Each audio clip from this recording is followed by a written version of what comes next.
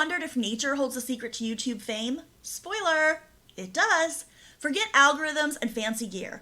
Think like a chameleon and bloom like a cactus. Intrigued? Let's dive in and see what the wild can teach us about growing your YouTube channel.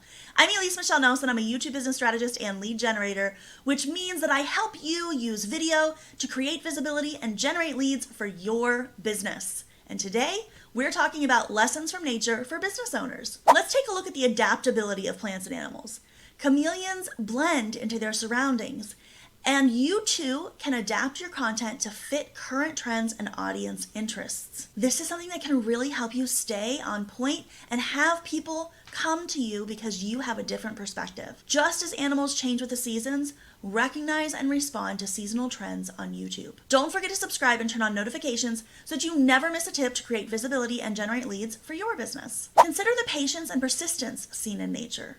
Trees take years to grow and coral reefs build slowly over time. With YouTube, just like in nature, consistency is key. Even when growth is slow, stay committed.